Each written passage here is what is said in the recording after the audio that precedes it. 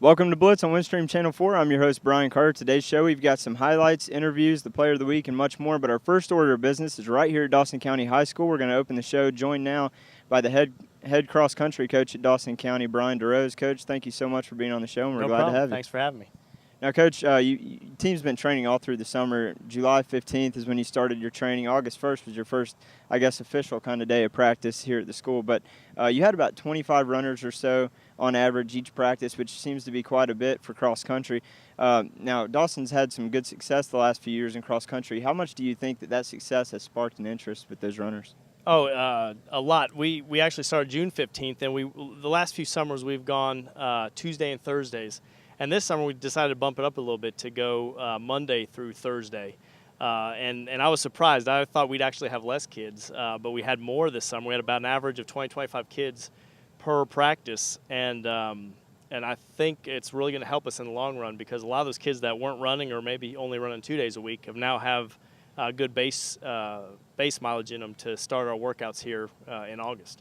Now, how tough is it? You got a lot of freshmen, I'm sure, that came out for cross country, and you mentioned having a more number of runners in general. Looking at that, how tough is it to get some of the people, especially the younger runners, getting used to get out there and run 3.1 miles like they would in an average meet? Yeah, I'll tell you, the biggest challenge as a coach, especially cross country in high school, is to try to get high school kids motivated and to get them as far as running distance. A lot of the freshmen come in and they want to run cross country. The good thing is I don't cut anybody, or I keep everybody.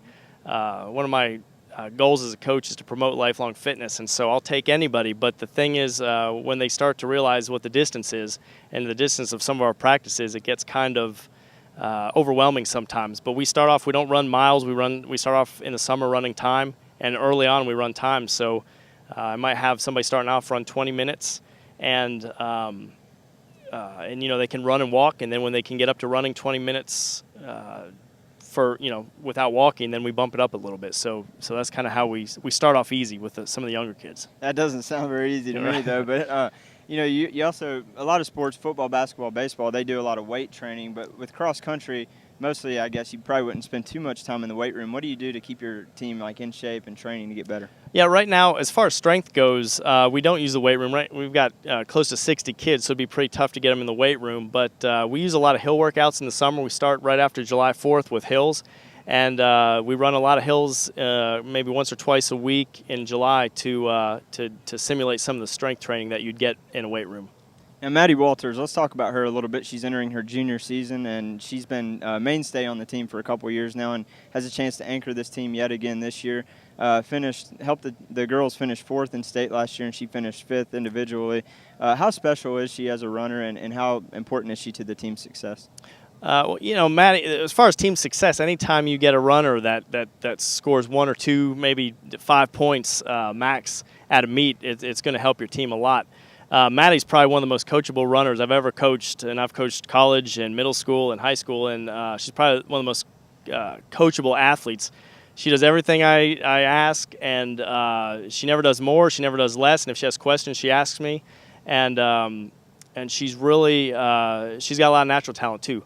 So this year we're focusing on building her a little bit, getting her a little bit faster.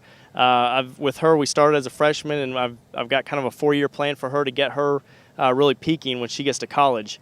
And I know that she's interested in running college. So as a coach, I'm kind of focusing on getting her ready to run the mileage that'll be asked of her when she goes to college. Now, with her coming back, obviously the team's going to be successful. But beyond that, you did lose 2 seniors last year, Kirsten Linsky and also Emily Busey, both those, and they were pretty key runners on the girls' squad last year. How do you think that's going to impact the team this year with the loss of them? Well, I'll tell you, we lost four runners from varsity last year, and that's gonna hurt. The encouraging thing is we've got 35 or so girls coming out this year, and a lot of them are young and they're very energetic and enthusiastic, and they've all been working hard and doing everything I've asked. And I think they've got some talent, but we're young, and so I know it's cliche to say that it's a rebuilding year. But it is. Our goal is the same this year as it's always been, is to make it to the state meet. Last year our goals were a little bit different because we had some experience and some speed on the team. And this year it's a little bit different, but still we want to go to the dance and see what happens. Now the guys kind of surprised you last year. They ended up making it to state and ended up 14th overall in the state run. But you lost one of your key runners. I think your number 2 runner in there, Logan Porter, I think. Yeah. Right? And talk a little about the guys' side this year and how you think they're going to shape up. Now the guys, I've got a lot of them coming back this year, and there have been about 3 or 4 guys that have been working really hard this summer, and they've really improved a lot here in the last few weeks. So I'm thinking that the guys this year are. I think they're going to surprise some people. Now, they're young, too. We have 1 senior on the guys' team, and I've had about 25 or so guys come out for the team this year, and I've got 1 senior. So they're young, but they've got the talent to make it to the state meet and maybe place top 10. Well, Coach, thank you so much again for being with us here on the show today, and good luck in your quest to make it back to state this year. Thank you. I appreciate it. Now, don't go anywhere, because when we come back, we're going to get to meet with Coach DeRose's star girls runner, Maddie Walters.